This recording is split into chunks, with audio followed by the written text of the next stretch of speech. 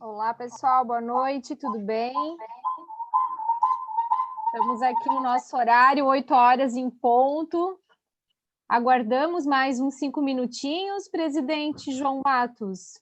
Ou iniciamos pontualmente? Podemos aguardar uns 5 minutinhos? Tá.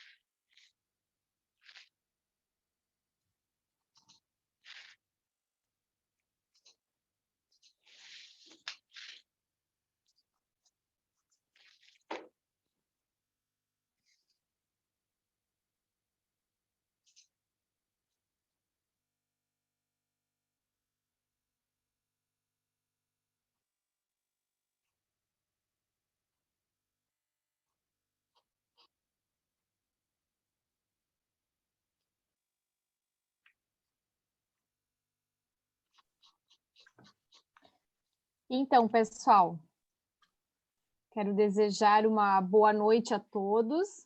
Nós vamos iniciando aqui os preliminares da nossa palestra, enquanto o pessoal vai entrando ainda, né? Eu quero, então, desejar a nós todos hoje uma noite muito proveitosa com a palestra que nós teremos aqui com o Dr. Rodrigo Bertier, né?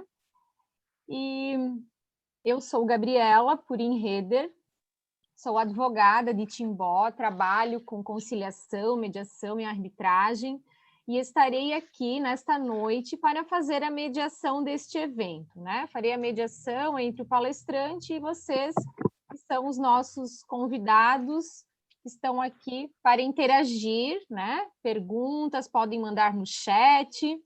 A única coisa que nós pedimos é que todos mantenham os seus microfones fechados, né? Para o melhor aproveitamento da palestra.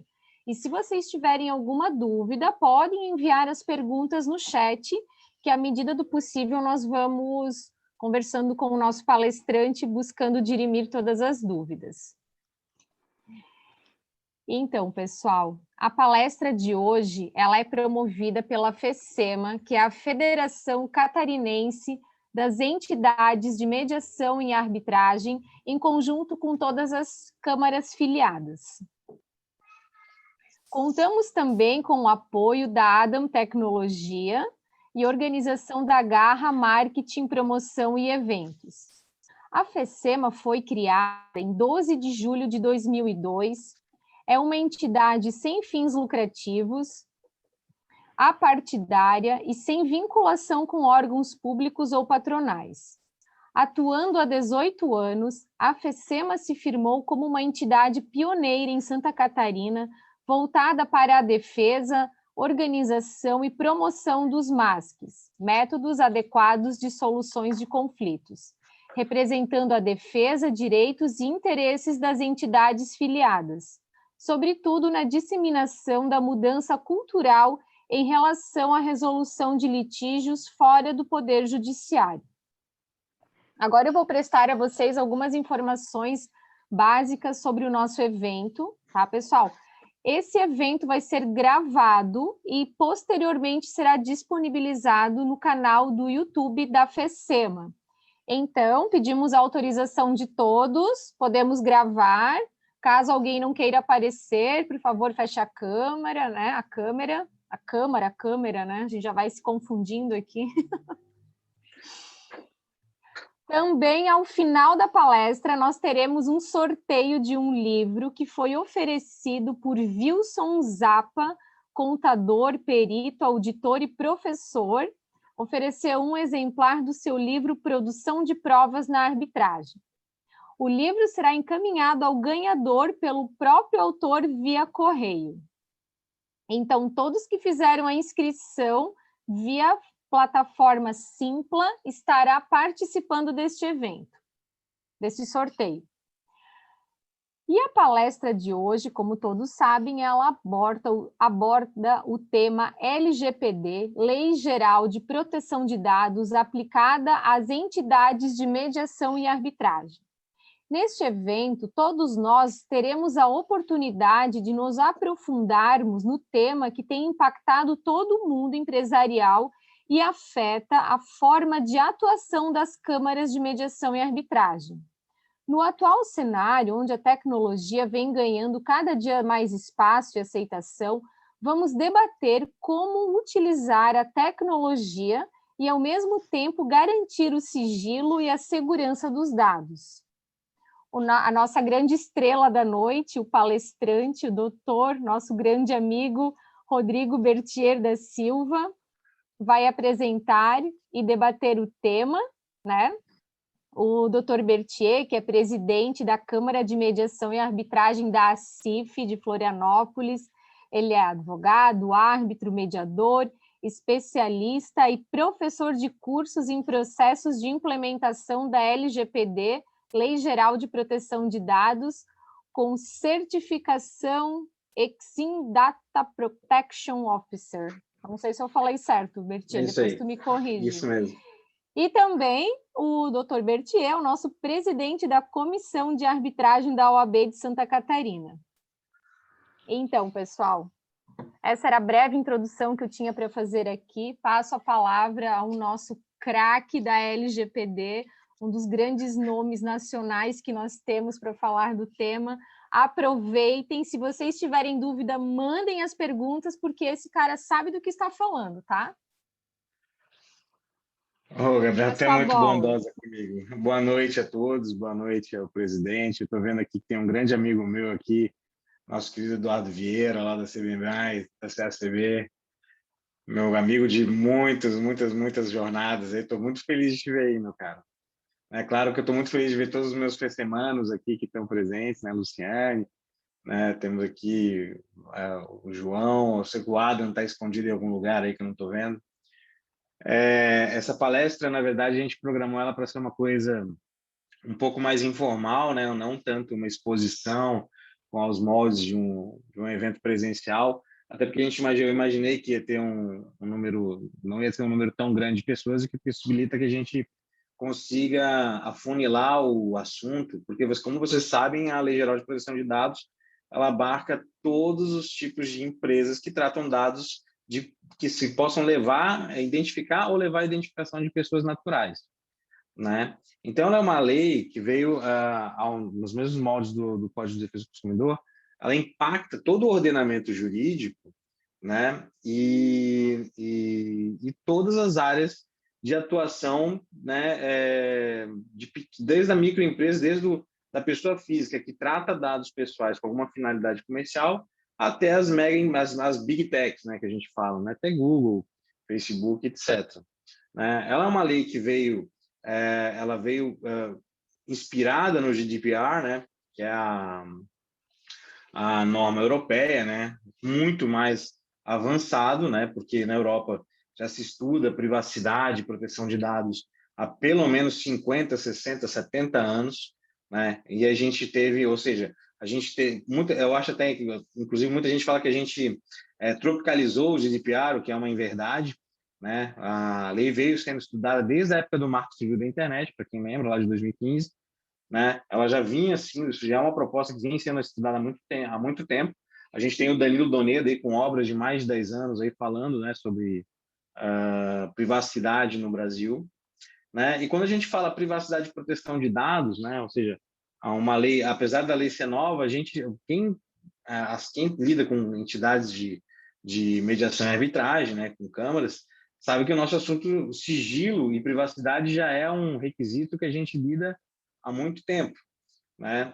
E então o que eu vejo né? Então assim, eu não pretendo dar uma aula para vocês aqui de Lei Geral de Proteção de Dados, né? O que vocês precisam saber basicamente é que ela tem uma aplicação, inclusive extraterritorial, né? Para que quando você tem dados tratados, mesmo por empresas de fora, né, que tratem dados de brasileiros que estão aqui no território nacional, ela vai se aplicar, né? Ela se aplica o artigo 4º ali vai dizer para vocês da lei aonde ela não se aplica, né? As exceções, mas via de regra vocês já devem pensar o seguinte: ela se aplica a todo mundo que trata, ou seja, tem que pegar o artigo 5º vai dizer para vocês todos os verbos, né? Porque tratamento não é uma coisa só, né? Tratamento são vários verbos, né? Desde coleta, então o pessoal está falando só de coleta de dados, tá? Processamento, mas tem compartilhamento, tem enriquecimento, tem análise, tem descarte, destruição, ou seja, qualquer coisa que você vai fazer com um dado, né? Uma informação, um metadado que possa levar à identificação de alguém ou identificar alguém, né? Você está sobre a égide da lei, né?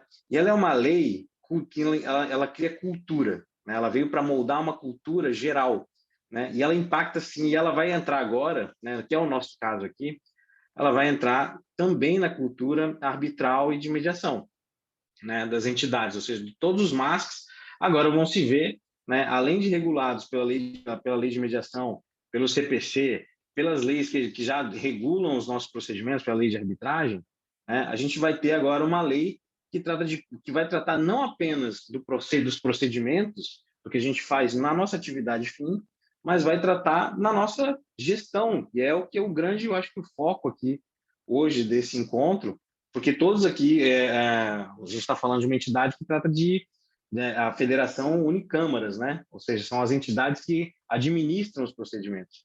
E aí as câmaras já vêm perguntando e questionando assim, ó, mas nós como câmaras, né? E árbitros, e também vocês vão ver que é importante vocês pensarem o seguinte, também quando vocês forem árbitros ou mediadores, né? Como que essa lei vai impactar vocês? Né? A gente teve alguns cursos, eu acho que a Jordânia também estava comigo, lá no curso que foi feito pela CCBC, pela Câmara Brasil-Canadá, né? E eu vejo o seguinte, vocês têm que pensar, sempre que vocês pensarem em LGPD, na condição de controladores, e isso eu não sei se vocês sabem qual é o conceito de controlador que a lei traz, mas é quem determina o que vai ser feito com os dados pessoais, né? Vocês vão ver que a gente vai ter que definir posições das nossas câmaras, né? Nesse ciclo de vida que a gente vai descobrir, vocês vão começar a descobrir, né? Que existe um ciclo de vida de dados, né? Desde o momento que eles entram na câmara, de alguma forma, até o momento que vocês vão excluir, seja por arquivamento, seja porque vocês vão deletar do arquivo, o tempo que vocês vão levar para fazer isso, vocês vão ter que mapear isso dentro do fluxo da entidade, né? Seja qual for o regulamento, qual for qual for a forma de administrar que vocês adotarem, né? Então, o primeiro impacto que eu acho, né, depois de um overview sobre a LGPD, você sabendo que ela, e aí nem falei ainda das possíveis sanções pelo descumprimento, e aí lembrando, voltando aqui acho que é importante eu botar aqui, colocar aqui, além da posição de controladora que vocês vão ter, controladores, co-controladores e muitas vezes, talvez, operadores, né? As câmaras vão ter uma posição, duas coisas para se preocupar. Uma, que é quando vocês não vazam, né? Ou seja, quando a gente não tiver incidentes de segurança. Eu vejo que a grande maioria das câmaras já se preocupava, isso o ICC, né? a CCI, e a CCBC tem se preocupado muito, que é a parte de segurança da informação, né? Então, vocês vão ver que a LGPD trouxe duas grandes obrigações para vocês. quando vocês estão atuando, né, numa situação de normalidade, ou seja, vocês conseguem manter todos os dados em sigilo, não houve nenhum árbitro que deixou um pendrive solto aí, foi parar uma decisão com o nome das partes em algum lugar, né, não teve um vazamento da nuvem, Google continua íntegro, está tudo certinho. Vocês vão ter que agora fazer todo um processo de adequação nas câmaras de vocês para vocês mapearem todos os fluxos. E quando eu falo mapear os fluxos de informação, é que vocês precisam entender, vão ter que olhar para as entranhas da Câmara, para a gestão e para a governança de vocês, e vocês vão ter que saber dizer, bom, da onde eu capto os dados? Eu depois faço o que com eles? Eu processo eles como aqui? Eu compartilho com alguém? Eu passo para um sistema, ou seja, eles estão inseridos num sistema virtual? Isso fica num servidor interno da Câmara? Faço isso em nuvem? Né? Para que eu uso? Eu informei as partes de como é que vai ser todo esse procedimento? Porque a maioria dos regulamentos das câmaras diz como é que é o procedimento, mas ele não explica para onde vão os dados pessoais, né? Então, vocês vão ver que a LGPD vai obrigar com que vocês façam agora, além do regulamento de arbitragem, do regulamento de mediação, vocês vão ter que dizer agora, desde a hora que ele acessa os sites de vocês, o que é feito inclusive com os cookies que esse site possui para identificar, né? Com os formulários que eles preencherem online, para quem tenha já o preenchimento online, né? Vocês vão ter que cuidar dos papéis, se formulário com os dados das partes vem por uma petição, né, física, se é que ainda, eu não sei se ainda tem alguém que usa esse tipo de procedimento, mas ainda recebe, pós-pandemia, eu acredito que pouca gente está recebendo alguma coisa física, né? Está tudo vindo por e-mail, etc.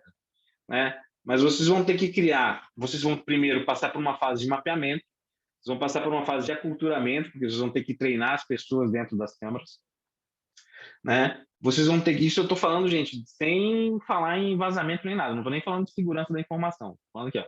Isso aqui, vocês vão ver o seguinte: as multas no GDPR são mais altas para os casos de que foram feitas coletas, processamentos, mesmo sem vazamentos, mas de forma ilegal, ou seja, que não havia transparência com os titulares dos dados. Quem que são os titulares dos dados? As pessoas físicas cujos dados vocês tratam, né? Vocês coletam, usam no procedimento.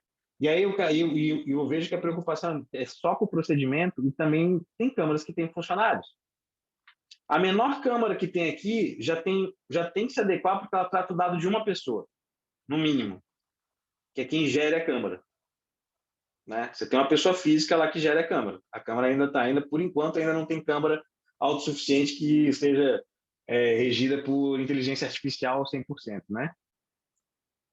Enfim, vocês vão fazer esse tratamento, vocês vão avaliar os riscos, aí dentro dessa avaliação de risco dentro da Câmara, ou seja, no tratamento tradicional dos dados, vocês vão ter que avaliar aí sim a segurança da informação, ou seja, isso impacta não só os dados atinentes, que aí são os dados atinentes à causa em si, ou seja, todos os dados do procedimento que está se fazendo, ou seja, informações sejam gravadas por cláusula de sigilo, né, NDAs, etc. Né? Isso aí é segurança da informação. Ou seja, tudo que está ali dentro já tem que ser protegido porque vocês têm um compromisso, um contrato de sigilo. Né? Mas agora vocês vão ter que ter um cuidado redobrado com dados pessoais. Seja para fazer uma audiência hoje por Zoom, como a gente está fazendo aqui, como vocês viram ali, a primeira coisa que a Gabriela fez foi informar vocês, todos vocês que estão aqui dentro da plataforma, de que haveria um tratamento específico de dados, ou seja, a gravação dos dados. Ou seja, quem se propôs a aparecer aqui no vídeo, né, vocês vão ver que tem a categoria de dados ainda. Ou seja, aqui eu tenho dados pessoais, aqui, a Janete Canei, Nilo de Marcha, Antônio Carlos. Né, se eu posso identificar eles pelo nome, já se torna um dado pessoal. Quem está usando o nome mais os vídeos aqui, por exemplo, né? Digamos que isso eu estou usando o exemplo do Zoom aqui para a gente falar de audiência, por exemplo. Né? Porque hoje a gente não tem muito tempo, gente. O curso de LGPD ele dura 6 aulas, no mínimo, de 3 horas cada uma, né? Isso para ter um overview da lei. Tá? Mas então, assim, tentando resumir aqui. Vocês foram o quê? O princípio da transparência e da finalidade foi respeitado. Por quê? Porque a Gabriela disse o seguinte: nós vamos pegar nós vamos gravar a imagem, nós vamos usar ela para quê? Para colocar no site e fazer uma divulgação. Nesse caso aqui, a Festema está fazendo isso sem nenhum tipo de fim lucrativo, né? E a finalidade seria meramente educacional. Qual seria a base legal para a gente fazer isso aqui? A gente teria que ir lá no artigo 7º da lei e olhar as bases que a gente tem para quem não está aparecendo aqui.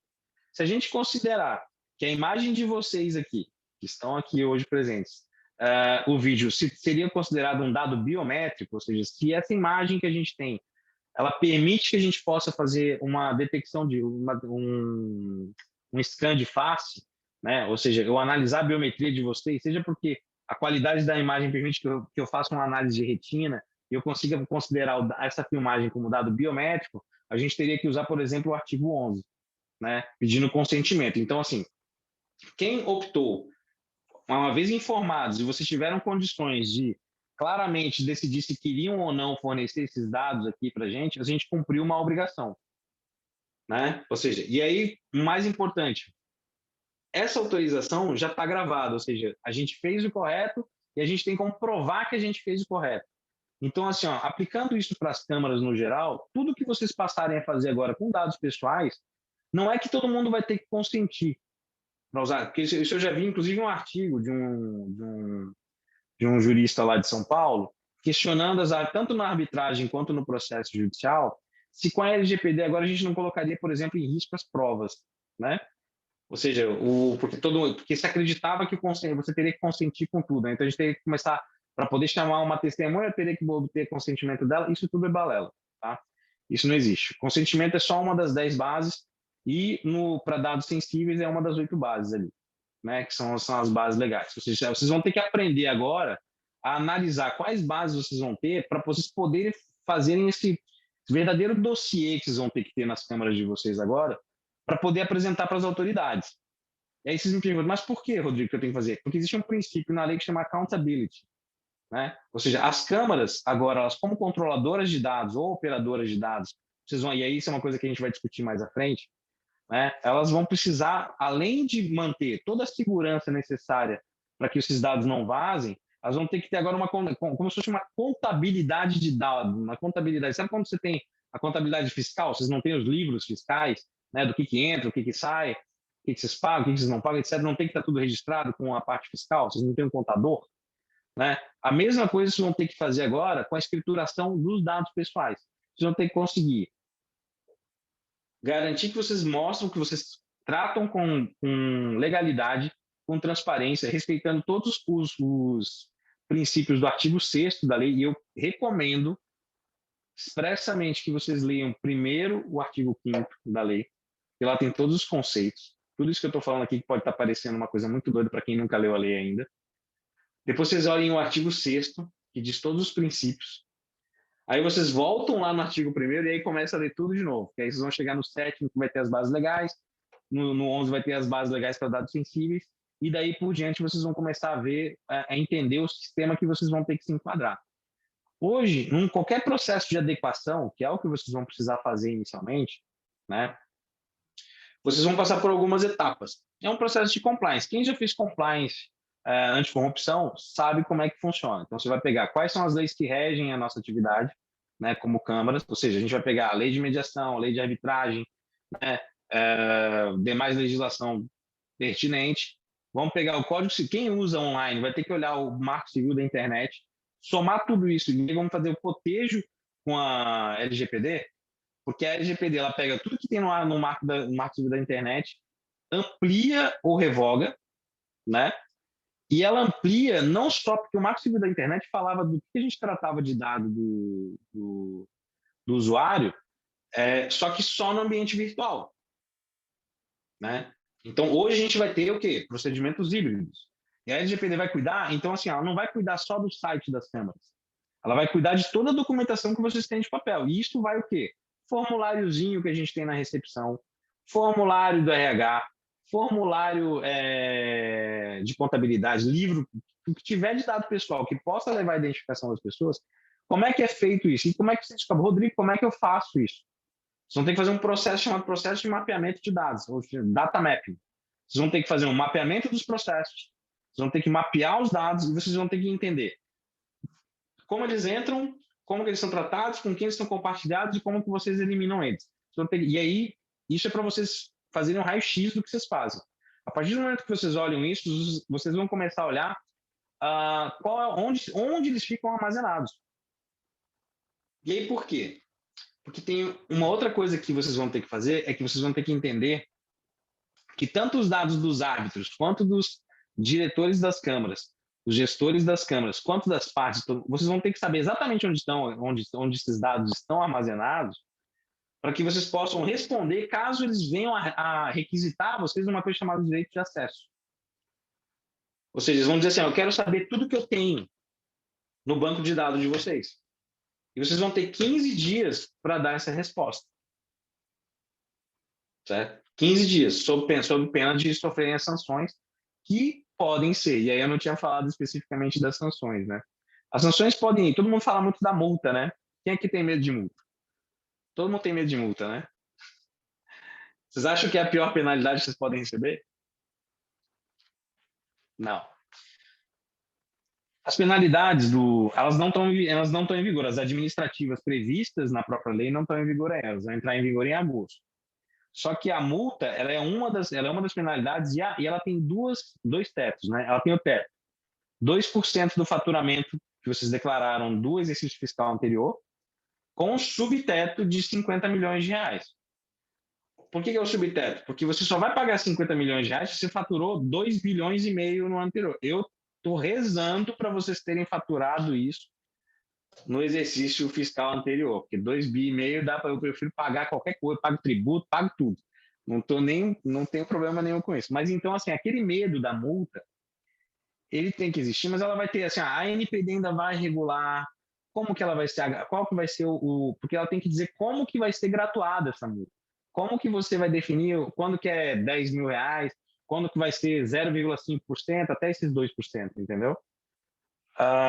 Mas tem penalidades que são, por exemplo, vocês já imaginaram, e aí dou um exemplo, por exemplo, uma companhia aérea. Existe uma penalidade que diz o seguinte, suspensão do tratamento. Digamos que a TAM estava lá, a Latam estava com um problema, estava coletando dados excessivos, que eram além do necessário, né, sem informar os usuários para a emissão dos boletos, das passagens. Sei lá, estava pedindo o nome do cachorro, pedindo preferência sexual, cor, enfim, né, cor da pele, etc. Ou seja, dados sensíveis para quê? Ou seja, não são necessários para você emitir uma passagem. Né? Aí ela toma uma sanção, a ANPD faz o procedimento administrativo lá, e aí o que ela faz? Ela dá uma penalidade falando assim, suspenda-se o tratamento por 1 semana, até que seja demonstrado que vocês corrigiram o formulário de coleta dos dados ali, por exemplo. Vocês já imaginaram o que acontece com a empresa aérea que não pode tratar os dados das pessoas por 1 semana? É muito pior do que tomar uma multa. Então, imagina a tua câmara, você está com os procedimentos. Digamos que a tua câmara é online, né? 100% online. Ela está coletando dados das partes que não eram necessárias para o procedimento, né? E eu estou falando de dado cadastral, tá, gente? Não estou falando de dados vinculados ao processo, etc. Né? Ao mérito da ação. Porque aí você tem uma base específica, né? A LGPD tem uma base de tratamento, que é o que vocês vão usar para os procedimentos, na hora que vocês mapearem esses fluxos de processo, com relação aos dados das partes, dos árbitros e dos advogados, etc., todo mundo que participar do processo, ela tem no artigo 7 uma base específica para exercício de direito, para coleta para o exercício do direito em processo judicial ou em processo arbitral, ou em contratos ou em atos preparatórios de contrato. Né? Mas esse aí é um outro ponto. Então, vocês imaginem o seguinte, que vocês tomem essa sanção e vocês fiquem suspensos de tratamento de dados pessoais. A Câmara não pode fazer nenhum ato, desde receber o pedido de mediação ou de arbitragem, até, inclusive, suspender todos os atos que ela faria a partir daquele momento, 1 semana. Vocês ficam imobilizados 1 semana porque vocês não. Porque, assim, a partir do momento que você suspende o tratamento, né, você não pode trabalhar. Ou então tem uma penalidade que também é muito grave, que é assim, exclusão do banco de dados. Vocês imaginam, gente, uma ordem da Autoridade Nacional de Proteção de Dados dizendo para você assim, você tem que apagar teu banco de dados. Porque você cometeu alguma infração muito grave. Eu acho difícil uma Câmara conseguir fazer isso. Talvez por um incidente de segurança, né? Ela não garantir uma criptografia nos endpoints, né, que são os notebooks de vocês, os celulares, etc., ou por tomar atitudes que seriam de segurança da informação que vocês não tomarem, né? Mas dificilmente isso é uma penalidade das mais graves, né? E também ter as penalidades mais leves, como a advertência. Só que aí também tem outra questão. Apesar das sanções essas sanções previstas na lei, que são aplicadas de forma administrativa, estarem aguardando até agosto, nós vamos chegar ao que está acontecendo agora. Quem aqui ficou sabendo do processo da linha 4 do metrô de São Paulo, que foi condenado em R$100 mil agora pelo IDEC, por uma ação civil pública do IDEC, essa coletiva do IDEC? Alguém ouviu falar? Então, assim, vocês sabem por que o metrô foi condenado? E foi condenado com base na LGPD, tá? Então, assim, não é uma penalidade da lei. Isso foi responsabilidade civil, foi dano moral coletivo. Por quê? Porque o metrô, ele não vazou nenhum dado, não houve nenhum vazamento, não houve nenhum incidente de segurança. O que estava sendo feito é que estava sendo respeitada a LGPD com relação ao princípio da finalidade e da transparência. Olha só, pra vocês terem uma noção. Né? A juíza entendeu que a coleta da biometria das pessoas, porque lá no metrô de São Paulo tem o reconhecimento facial, né, de quem entra no metrô. Então, essa coleta de dado biométrico precisa de consentimento. E para você poder consentir, você tem que ter o quê? A informação prévia. E aí você tem que informar, olha, você está sendo filmado, que é o que a gente fez aqui na gravação. Ou seja, é um ótimo exemplo do que você fazer. Ou seja, você tem que pedir esse consentimento, ele tem que ser destacado, ele tem que estar num aviso fora, por exemplo, se você tem um termo cheio de regras de uso do metrô, teria que estar num outro ponto, sozinho, né, o pedido de coleta desse dado biométrico das pessoas. Olha, a partir do momento que você vai usar o metrô, nós precisamos coletar a tua identificação, seja porque é para segurança, aí você diz qual é a finalidade. Você poderia usar alguma outra finalidade, base legal para isso, mas teria que ter. O problema é que não é nem a questão de escolha errada de base legal para você poder tratar o dado. O metrô ali errou porque, na verdade, ele não informou, ele não foi transparente, ele não respeitou o princípio da finalidade que determina que você, por boa-fé e transparência, informe o titular antes dele fazer a coleta, né? Enfim, o que isso mostra para vocês? Adianta ficar esperando a vigência das sanções para agosto? Não. Assim como a gente avisou, passei 2 anos, gente, avisando. Porque um dos caras que escreveu a lei é o meu parceiro de negócio, né, que é o Fabrício da Mota Alves. Ele é um dos conselheiros hoje da NPD, da Autoridade Nacional de Proteção de Dados. E eu já vim estudando esse assunto desde a promulgação da lei, lá em 2018. E a gente avisou todo mundo, olha, o processo é demorado, precisa fazer adequação, precisa... Né? E todo mundo foi deixando, aí a lei foi sendo adiada. Então, quem acompanhou a LGPD sabe que ela passou por vários adiamentos. Então, ela tem 3 vigências diferentes. A parte da lei que ficou vigente, que é a parte que determinava a criação da Autoridade Nacional de Proteção de Dados lá em 2018, depois ela foi adiada para 2000, a parte geral era adiada para 2019, aí foi adiada para 2020, né? E aí chegou em 2020, teve um imbróglio legislativo que fez com que a parte geral da lei ficasse vigente em agosto do ano passado, né? E aí, com isso, toda a responsabilidade civil, toda a parte de conduta de quem, tanto do titular quanto do controlador, do operador. O operador, para quem ainda não conhece os termos, não está afeto aos termos, é quem manipula, trata os dados em nome do controlador, tá? Então, ele é como se fosse um terceirizado da cadeia produtiva, por exemplo, né? E aí eles conseguiram, nesse mesmo imbróglio que aconteceu em agosto do ano passado, né, conseguiram adiar mais um pouco as sanções administrativas.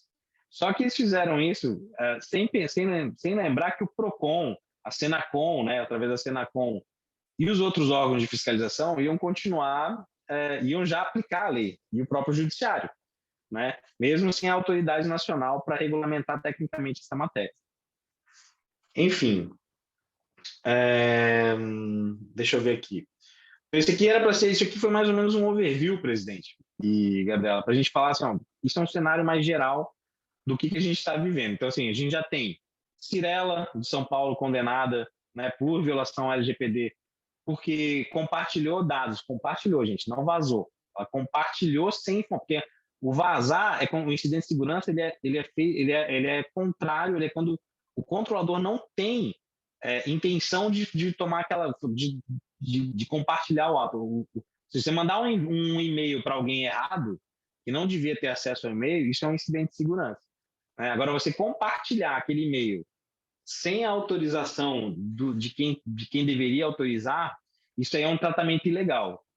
Conseguiram entender a diferença, mais ou menos? Quem está na câmera, enfim. Então, a Cirela, por exemplo, ela tinha acabado de vender, e aí perguntaram para mim, mas Rodrigo, como é que a Cirela foi condenada? Como é que eles investigaram para saber se ela estava compartilhando dados indevidamente? Nos autos daquele processo, a Cirela foi juntados os e-mails logo após a compra da unidade pelo titular.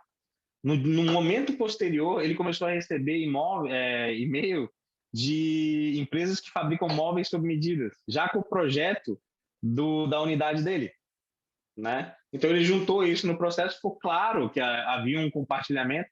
E por que a Cirela foi condenada? Não é porque ela tratou dessa forma, não é porque ela compartilhou, mas porque ela não tomou as providências que a lei diz que tem que ser tomadas para que você faça o compartilhamento. E isso faz com que a gente conclua o quê? A lei não veio para proibir nem a Câmara, nem árbitro, nem advogados, nem empresas, ninguém de compartilhar ou de usar dados pessoais. Mas ela veio para finalmente colocar regras para você não ficar todo dia falando uma coisa, né? Falei, Dell, tô olhando o notebook Dell, você nem pesquisou isso no Google, e aquilo ali começa a chover na tua rede social. Né? Então, essas invasões que vocês têm, né, do cara que começa a dizer, falei hoje, gente, eu gosto de bola azul, de repente começa a me ligar, o fabricante de bola azul começa a me ligar no meu celular, dizendo, olha, eu tenho bolas azuis aqui, que eu sei que você vai adorar, tal. Então, é nesse sentido, porque vocês têm que, e também é uma coisa que a gente enfrenta muito, é que assim, sempre tem um empresário que fala o seguinte, mais uma burocracia, né? E, cara, não dá para ver isso como burocracia.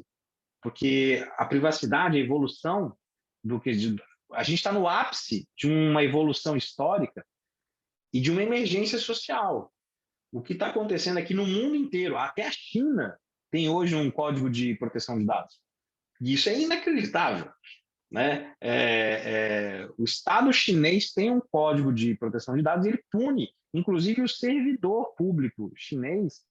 Né? E eu estava lendo o código deles esses dias, e o que me deixou um pouco assustado é que aqui a gente tem penalidades claras. Né? Lá eles falam o seguinte, a violação desse código fará com que o responsável, né, por exemplo, compartilhe quem coletar dados indevidamente, sem a transparência, eles colocam assim, sofrerá as consequências. Eu falei assim, meu Deus, né?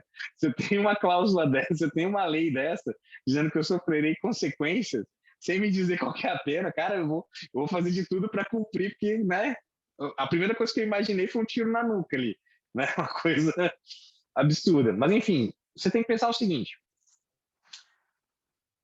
existe uma emergência, e aí a gente falando não só para as câmaras, pensem o seguinte, no nosso meio, sigilo e privacidade já é uma regra, há muito tempo.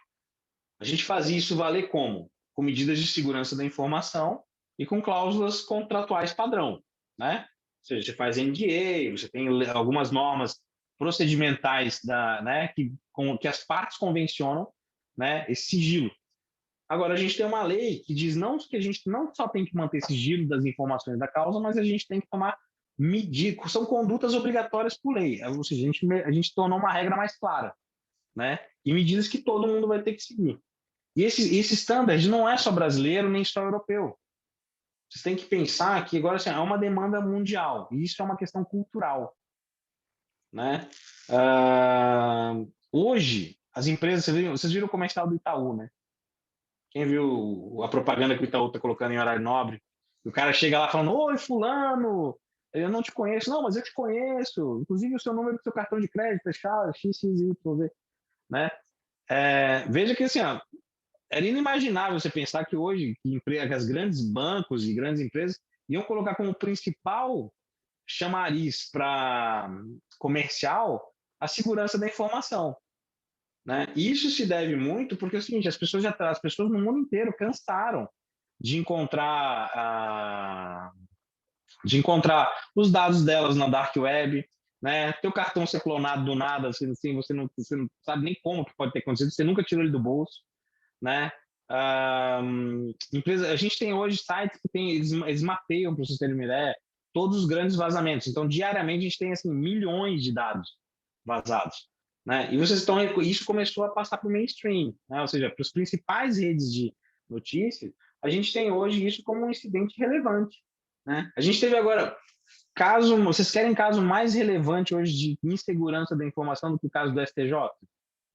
A gente passou uma semana e meia sem STJ, porque um assessor de um ministro abriu um e-mail, clicou num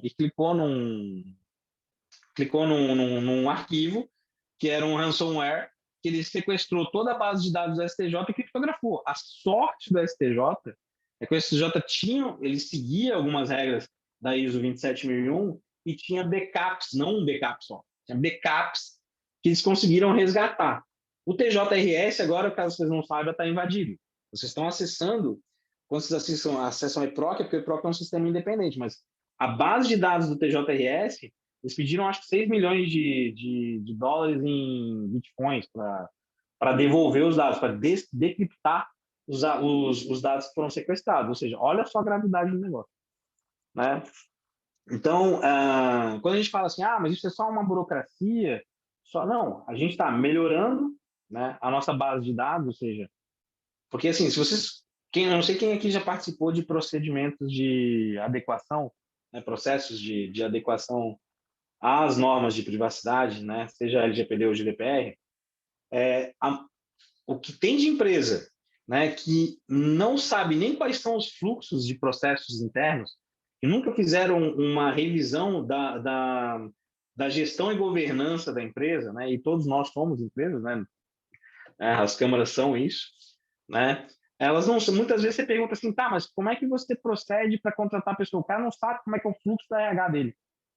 Não, eu recebo um e-mail. Tá, você recebe o teu currículo por onde? Você não sabe. Teve um incidente agora que a empresa foi processada porque ela estava usando os currículos descartados. E aí eu preciso ver a importância de você ter um fluxo mapeado e políticas corretas dentro da empresa. A empresa usou os currículos para embrulhar sapatos que ela estava remetendo via correio. E aí o que aconteceu? As pessoas começaram a receber os sapatos, abrindo, na hora que olhou o papel tinha uma foto de pessoas, o currículo dela, ou seja, olha que o dano moral que você fez com relação a... E aí isso vazou, né? Alguém tirou foto, mandou, chegou na pessoa, fizeram piada de WhatsApp, a empresa tomou agora uma indenização lá de 20 mil, 25 mil, né? Porque descartou mal, ou seja, vamos economizar papel e não se preocupou, né, com privacidade, com segurança. Então pensem nisso como um ativo e não pensem apenas, claro, assim, porque, deixa eu ver, em 2017, eu não sei se eu fui fazer um treinamento com o secretariado da CCI, e lá em 2017, ou 2000, não lembro se era 2017 ou 2018, existia já uma preocupação com proteção de dados, mas não com relação à privacidade dessa forma que a gente vê hoje. A preocupação que se tinha era se o árbitro ia manter a sentença no pendrive, ou seja, era puramente com segurança da informação. E hoje, a gente tem, inclusive, aqui, que eu vou passar para vocês depois, quem quiser, eu não sei se eu passo para o Adam, passo para a Gabi, que são a gente tem o CPR, né, o International Institute for Conflict Prevention and Resolution, o New York City Bar, né, e a ICCA, International Council for Commercial Arbitration, eles, eu acho que se a Jordane tiver aí, ela vai saber do material que estou falando, né? Eles editaram normativas para ajudar, assim, interpretando a legislação americana, né? que também serve de base para a gente, ou seja, hoje, se vocês quem começar a estudar mais a fundo a legislação de privacidade, vai perceber que vários princípios foram trazidos, né, para as legislações estrangeiras, ou seja, o Brasil pegou o GDPR, a legislação americana tem vários que precisam ter essa compatibilidade por causa do comércio internacional, e vocês vão ver que esse chama Report Number 6, é o de ICCA Reports Number 6, tá? Eu vou mandar para um PDF aqui, aí não sei como é que, se a gente manda isso aqui a melhor forma de mandar isso aqui para quem está presente, né? Não sei se Mas ele traz... talvez tu manda para o Adam e depois ele encaminha no e-mail, porque todo mundo que fez a inscrição, provavelmente a FECEMA vai ter os e-mails, né? Adam, pode ser assim, Adam? Aí depois encaminha. Aliás, Rodrigo, depois, se tu der um tempinho para a gente ler, nós temos 2 perguntas já, tá? Aí quando tu... Beleza. Tá? Daí tu me avisa e eu leio depois as perguntas. Eu achei que eu ia conseguir ser conciso para fazer em 20 minutos, mas eu tô vendo que... É que o tema realmente ele demanda muito tempo, falando aqui, né? vou querer falar de tudo, tem tanta coisa legal para falar. Pois é, imagina. Então a gente tem assim, ó, isso aqui tem os princípios, né? Então, aqui, eles são 14 princípios para ajudar a orientar vocês com relação à segurança da informação. Isso aqui são critérios que já estão formalizados e que vão ser standards, né? E, assim, não é uma norma, né? E, cara, lá fora é muito impressionante, porque tem muitos standards que são recomendações infralegais. Por enquanto, aqui no Brasil, por exemplo, vocês sabem que a LGPD precisa ter pelo menos 45, acho que são os 45, deve ter os 50 pontos que precisam de regulamentação da NPD. Eu não lembro se era 70, eu estou entre os 70, que agora eu estou com um lapso mental aqui, não tenho dado aqui na minha frente para me lembrar. Mas a gente tem vários gaps na lei que precisam da regulamentação da NPD, que ela já fez agora de como que você manda o report para ela. Né? Ela tem um formulário lá, você já pode fazer a representação para ela. Mas ela ainda vai definir como que vai ser aplicado o procedimento administrativo. Tem outras coisas que a gente tem ali a norma geral na lei, mas ainda vai precisar de regulamentação. E como é que a gente faz para resolver isso hoje? A gente usa hoje direito comparado. Então a gente busca o quê? Para a segurança da informação, necessariamente vocês têm que seguir a família ISO 27000. Ou seja, 27001, 27002, 27701, principalmente a 27701 hoje, ela é a mais nova, ela foi feita especificamente para governança de dados pessoais, né? Então, eu sei que agora eu não me lembro, mas eu acho que a Câncer CBC está buscando essa certificação, né? Você pode hoje, inclusive, você certificar hoje a tua câmara com uma ISO 27701, você tem como colocar isso aí no site, divulgar isso para o mercado, vai colocar vocês com certeza mais à frente, né? Principalmente quem tem ODR, né? Quem usa sistema online para resolução de disputas. Esse é um selo que garante para vocês pelo menos o seguinte, 50% de adequação. Quem tiver o selo da 27001 ou que consiga demonstrar que buscou efetivamente a implementar esses padrões. Por quê? Porque a lei não fala da ISO 27001, né? Mas ela fala assim, ó, genericamente, tomar as medidas mais adequadas e mais avançadas possíveis para você conseguir impedir incidentes de segurança. Isso é um exemplo, né? Então, vejam, assim, ó, apesar dos gaps, vocês vão ter que estudar hoje o que a gente tem hoje de estándares de segurança e de boas práticas, ou seja, os princípios que quem não sabe, lá na Europa tem várias autoridades nacionais de proteção de dados e você tem o European Data Protection Board, né, que é tipo um conselho que une todas essas autoridades. E eles fazem estudos práticos que ajudam a gente a sair daquela coisa do teórico para você ver como é que você está decidindo. Então, ou seja, um juiz brasileiro hoje, como ele não tem o órgão técnico, que é a NPD pronta, dizendo como é que tem que aplicar certas normas que estão na LGPD, ele vai pegar o quê? Vai fazer uma analogia, por exemplo, no caso da Grécia.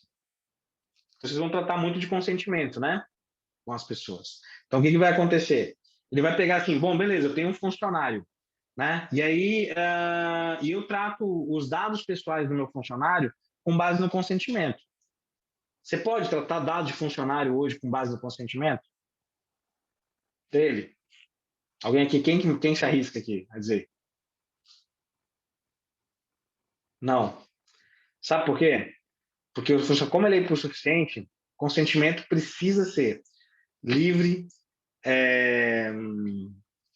Cara, agora vai me fugir. Porque, assim, ele tem que ser livre, ele tem que ser claro e tem que ser inequívoco, né? Ou seja, ele tem que estar informado, claro, livre e inequívoco. Ou seja, como é que um funcionário, você vai garantir que o funcionário está te entregando os dados dele com um consentimento válido? A autoridade grega multou a empresa porque ela considerou que a base legal está errada. Se a empresa tivesse dito, não, eu trato os dados do meu funcionário com base ou na lei, né, porque a legislação para cumprir a legislação trabalhista, ou com base no contrato, ok.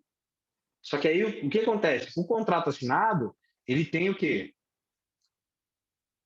Não só o consentimento, mas como clareza, né? Você tem toda a relação ali dizendo, e ela é uma relação regulada, por exemplo. Então você tem um instrumento, claro, que foi assinado ali, e a base, ou seja, você não precisou do consentimento. E, inclusive, tem um problema: o consentimento pode ser revogado, né, por exemplo. Né? Enfim. Deixa eu ver o que mais que a gente pode falar aqui. Então, Rodrigo, E aí nós a gente temos várias tem uma perguntas oportunidade. chegando Não, aqui. calma, que a gente vai chegar agora é o seguinte. Aí tem assim, isso eu estou falando isso é o que vocês vão ter de obrigação, ou seja, que vocês precisam reformular o negócio de vocês como controladores. E vocês agora têm que pensar também que vão vir as oportunidades, né? E quais são as oportunidades?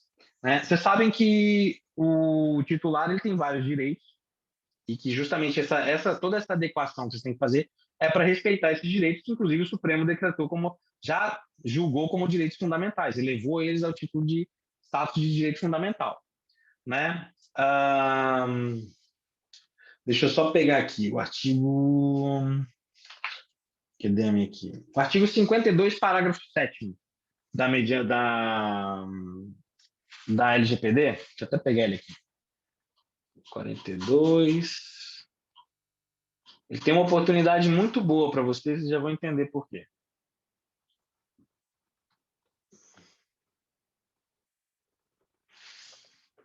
O 52, não o 42.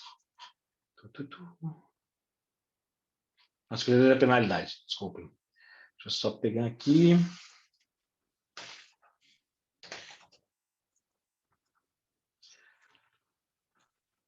Sabe o que a gente estava falando lá do incidente de segurança? Então, os vazamentos individuais ou acessos não autorizados, né? Esse aqui é o artigo, só para passar para vocês aqui olharem, é o 52 mesmo. Artigo 52, parágrafo 7. Tá? Depois vocês olhem aí, quem tiver com o computador aberto, e olha o que está dizendo ali. Os vazamentos individuais ou acessos não autorizados de que trata o caput do artigo 46 desta lei poderão ser objeto de conciliação direta entre controlador e titular. E caso não haja acordo, o controlador estará sujeito à aplicação de penalidades de que trata este artigo. O que vocês veem aí de oportunidade aí para as câmaras e para as ODRs, né? Inclusive, o pessoal estava falando muito do uso do consumidor.gov, né? Ou seja, há a possibilidade da gente instrumentalizar os casos agora que vão crescer e já estão... E assim, quando a lei entrou em vigor, gente, já tinha mais de 400 denúncias no momento que ela entrou em vigor. O Reclame Aqui já tinha mais de 400 reclamações usando a LGPD como base. Violação de direitos do titular. Naquele momento. Hoje, se a gente olhar ali quanto é que está, bota LGPD no Reclame Aqui, lá vocês vão ver quanto é que tem de reclamação, sem contar as ações que já foram inclusive julgadas, né? Então, o que vai acontecer? No seio do procedimento, a gente vai ter como assunto de mérito, né, a proteção de dados em si, né? O crescimento de demandas com base na LGPD para que a Câmara avalie, ou seja, a gente vai precisar de árbitros com formação nisso, né? Ou seja, a Câmara pode investir nisso como uma das especialidades, ela se tornar notória por causa do rol de árbitros dela para atuar nessa área, né? Ela pode desenvolver novas ferramentas e aí você tem que pensar o seguinte: a gente pode usar ferramentas, servir de ferramenta, né? Seja para a gente fazer a conciliação propriamente dita, ou para que a gente estimule, a gente sirva faça convênios, né, etc., com empresas para a gente poder fazer essa conciliação direta, né? Então, assim, isso eu vejo como, né, a parte de oportunidade para as câmaras, né? Ou seja, vocês terem um diferencial de mercado, né? Vocês terem uma câmara reconhecida como um controlador que respeita a legislação e a privacidade, né, e protege bem os dados, ou seja, para o nosso mercado é essencial você ter segurança da informação, câmaras hoje que possam se suscite possibilidade de não ter segurança suficiente, não vai receber a cláusula compromissória, com certeza, porque hoje os advogados tanto é que as grandes câmaras de São Paulo estão firmes em cima disso, né? A CCBC ela mostrou para a gente toda a reformulação que eles fizeram na área de segurança da informação deles, preocupados com isso. CCI também, etc. Por causa do GDPR. Desde o site, tá? Desde o site. Né? Então, assim, não é só questões internas. Né? E o que mais que eu ia falar para vocês? Forma de resolução, formação da coisa dos mediadores apps. Inclusive é o seguinte, a Gabi adora fazer vários cursos, que eu inclusive acompanho ali, palestras, etc., os eventos da Câmara dela, né? Você fazer a formação, você investir no treinamento dos próprios árbitros, né? Porque uma coisa é você treinar as pessoas genericamente para proteção de dados. Outra coisa é a gente trazer isso para o nosso universo e investir no treinamento, na formação, né, de conciliadores, mediadores, porque assim, agora não adianta mais o cara ser um puto especialista em mediação, um maravilhoso conciliador, um árbitro super especialista em ações, mas o cara não saber atuar, porque vem uma questão muito importante também. Vocês vão ver que vocês vão estar muitas vezes na posição de controlador, muitas vezes como co-controladores, e eu vi que teve uma pergunta falando sobre responsabilidade civil, não sei se foi do Eduardo, né? Mas alguém fez uma pergunta, eu vi no pop-up ali. Então, assim, muitas vezes a Câmara vai estar na posição de controladora, por exemplo, recebi o pedido de arbitragem, né? Foi feito o pedido. Até que a gente seja instaurado o tribunal arbitral, a gente está na posição de controlador, porque a gente está definindo tudo que vai ser feito. Né? Os titulares vieram, advogado, partes, pediram, foi feito. Aí vai ter um outro nome. E o árbitro ali, por enquanto, ele é só um titular, porque está sendo só os dados do árbitro estão passando ali, ó. E a gente está controlando, ó. A gente está pegando ele no hall de árbitro. E aí, pensem no seguinte: como é que fica o hall de árbitro de vocês? A gente vai ter que confirmar agora como? Como é que você vai confirmar que os dados do árbitro que estão ali foram efetivamente autorizados para estarem ali?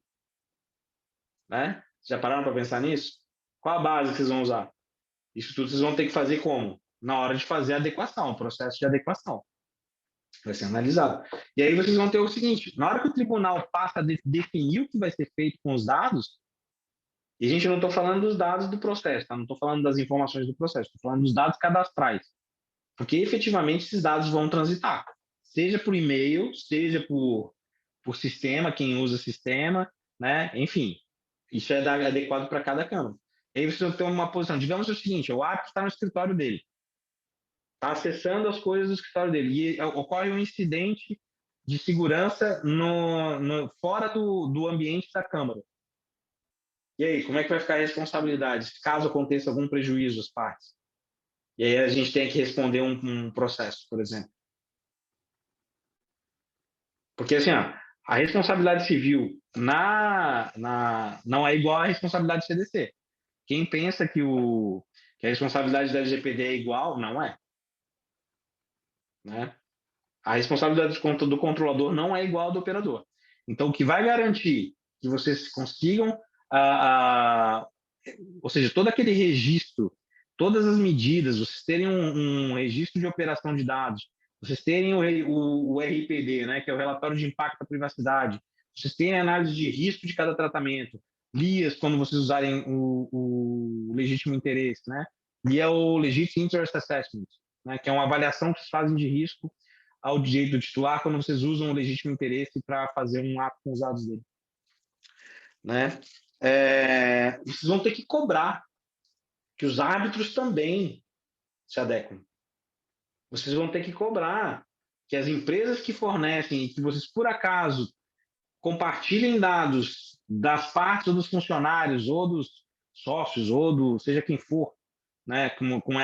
Depende da forma de como a Câmara é formada, vocês vão ter que exigir que todo mundo que trate dados, seja contabilidade, né, com relação a dados dos funcionários, etc., também se adequem. Vocês vão mandar o quê? Checklist para todo mundo. Você faz isso? Como é que você está a implementação? Você faz treinamento da tua equipe? Você tem um checklist gigante, né?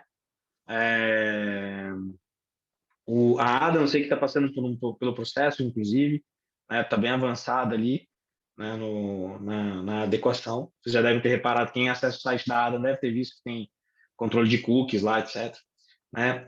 E aí tem um detalhe que eu também recomendo para vocês. Na hora de fazer, de contratarem uma consultoria para fazer a adequação, lembrem que o processo ele é triplo, né? Ele é uma tríade, no mínimo uma tríade para ser bom. Você tem que conseguir, a equipe tem que ter um especialista em TI, tem que ter um especialista em governança e um jurídico, no mínimo. Se o cara está te oferecendo isso, precisa ter isso. Né? Não tem como hoje um advogado, exclusivamente um advogado, implementar adequação para ninguém aqui. Tá?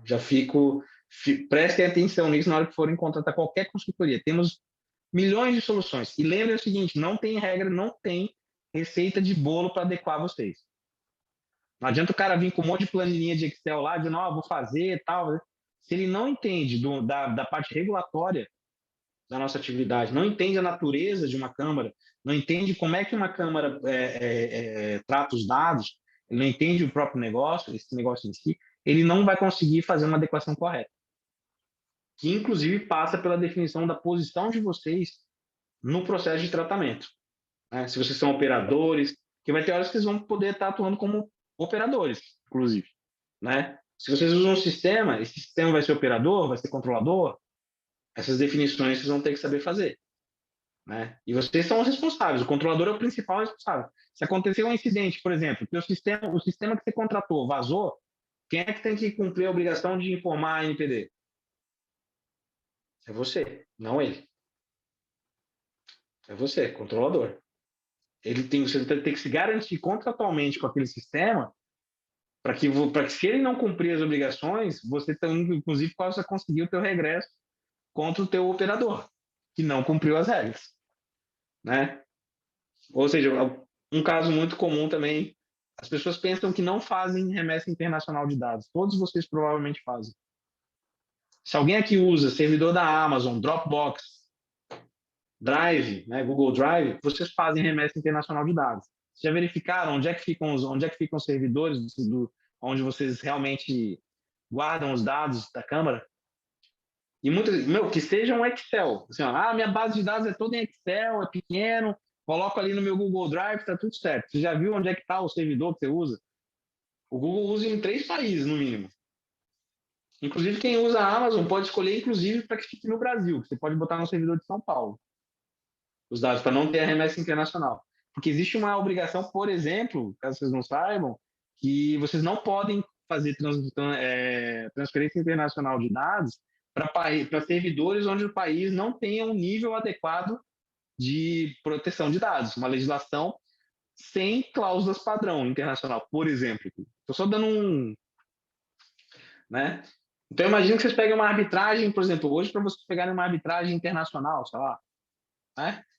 Cidadão europeu, vamos fazer. Vocês sabiam, por exemplo, se vocês tratarem, mesmo que vocês tratem aqui, dados de um cidadão europeu que está lá, por exemplo, hoje na Europa, o GDPR se aplica em tese aqui.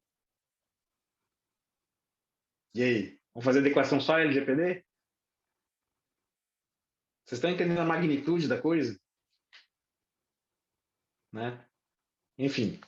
Mas, assim, isso não é desesperador, não, cara. Tá todo mundo fazendo o processo, né? Tanto os grandes, quem já concluiu, inclusive com as Big Four, KPMG, etc., está revisando os processos, o processo de adequação, estão revisando os gaps que foram deixados. A Renner, eu fiz uma análise do canal de resposta deles, a incidência que eles têm hoje. O compliance chegou a me ligar aqui, né, porque eles fizeram um processo maravilhoso, só que ele levava você num ciclo sem fim, que não resolvia e podia gerar uma penalidade, uma sanção para eles lá futuramente. Né? Isso foi praticamente um pen test, né, que a gente fala, o penetration test, né, que a gente vai lá e testa o canal de resposta para ver se está funcionando direito. Né? Então, a gente fez isso, você vê, processos já estavam teoricamente adequados e viram que, opa, podia dar né, ficou um gap grave. Então, assim, uma das coisas principais que vocês vão ter que ter agora em mente, como câmaras, é que esse é uma nova cultura, não é um processo que vocês vão ter início e fim. Vocês agora vão precisar mudar tudo para sempre, porque vai ser como todo processo de compliance é. Ele tem sempre a etapa assim, ó, preparação, diagnóstico, implementação das soluções, revisão. E aí o que você vai fazer? Você revisa o resto da vida. E aí quando você fizer as novas análises para ver se mudou alguma coisa, se mudou um processo interno, você vai ter que fazer todo esse processo, avaliar qual é o risco, fazer análise de risco, ver se ele está respeitando privacy by design, ou seja, se ele está respeitando a privacidade em primeiro lugar, né? Se você, para você decidir se pode mudar esse procedimento dentro da Câmara, etc. Ou seja, galera, é muito pouco tempo para poder falar tudo que tem para falar desse negócio, mas, enfim, isso é um aperitivo para vocês começarem a estudar o tema e começarem a buscar soluções aí para que vocês possam continuar competitivos no mercado e para vocês se protegerem de possíveis problemas futuros por causa dessa nova realidade, né? Não vou nem dizer que é por causa da lei, porque na verdade é uma realidade nova, né? Como eu disse antes, assim, as pessoas querem privacidade, não é que a lei veio impor isso. A lei é uma emergência social, né? Ela decorre de uma situação geral que o mundo está passando e é por isso que estão aí. Hoje, um monte de gente buscando cursos, especializando, enfim. Gabi, devolvo para você, eu sei que falei para caramba, não esperava falar tanto. Nossa, desce um banho aqui de conhecimento, né? Acho que eu fiz tantas anotações, apesar de já ter te ouvido várias vezes falar sobre o tema, mas sempre complementa, né? Sempre a gente vai percebendo que realmente é necessário essas adequações. Tá, eu vou começar a ler aqui as perguntas, tá, Rodrigo? Pergunta aí. Vou ver se tá. eu vou saber responder, né? Pode ser que eu não saiba. Ah, pois é, senão daí depois tu estuda e manda a resposta, eu vou ter que estudar, né? qualquer coisa eu estudo e respondo depois. Tá bom. Deixa eu só dizer, eu vou mandar para vocês mais um material também, que é o Experiências Internacionais Perspectivas para o Brasil, da Lei Geral de Proteção de Dados Pessoais e Resolução de Conflitos. É um material bem legal para vocês estudarem. A Jordânia acho que já tem. Excelente. Então vamos lá. Eduardo Gomes. Há algum tipo de termo de ajuste de conduta para conceder prazo para que o infrator se adeque à lei? Não. Quem vai definir? Não existe nenhum termo de ajuste de conduta. Né? Talvez o Ministério Público, e aí em casos pontuais, faça isso, né? Mas assim, a lei está em vigor e, como foi dito, assim, quem regula esse assunto é a Autoridade Nacional de Proteção de Dados. Ela está constituída, ela tem uma diretoria já nomeada, o conselho já tá formado em parte, inclusive a CACB, o Eduardo está aqui, indicou, tem a indicação de um grande amigo meu lá de Brasília, que está pela CACB, o CONAGE indicou aqui de Santa Catarina outro também candidato, o conselho vai ser representa a sociedade civil, né? Para poder fiscalizar e construir, ele tem natureza consultiva para a gente definir esses gaps, Eduardo. Porque assim, a lei foi adiada 2 vezes, né? Então chegou-se à conclusão de assim, se a gente não fizesse essa implementação, a gente ia adiar ela forever, né?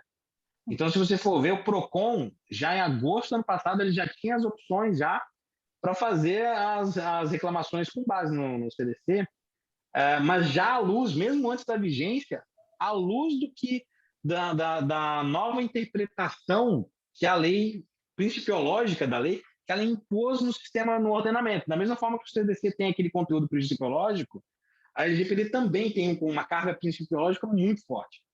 Tanto que a forma que foi declarada a constitucionalidade, o status constitucional da privacidade, do direito à proteção de dados, veio de uma interpretação divergente do artigo 5º, do inciso 11º, acho, que falava da proteção do que a gente protege no conteúdo da mensagem.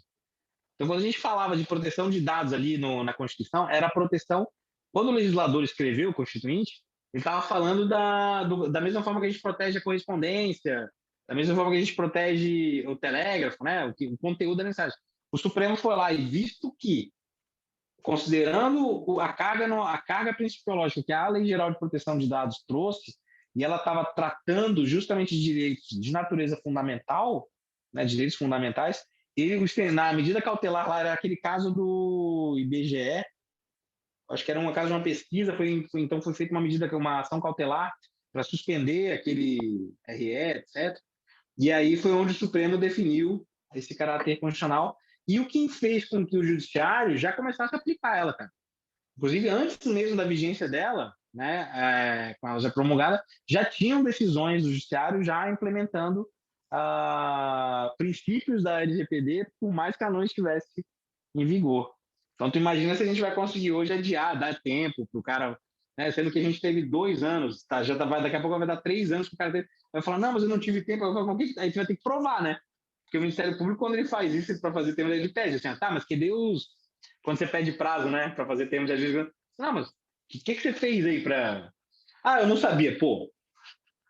Você dizer que não sabia é difícil hoje, né? Enfim. Tá, vamos Manda. lá para a próxima. Eduardo Gomes novamente. Como Esse tratar a cara é bom. relação jurídica com um site de armazenamento de dados para backups, como Google Drive ou Mega, ou nem utilizá-los?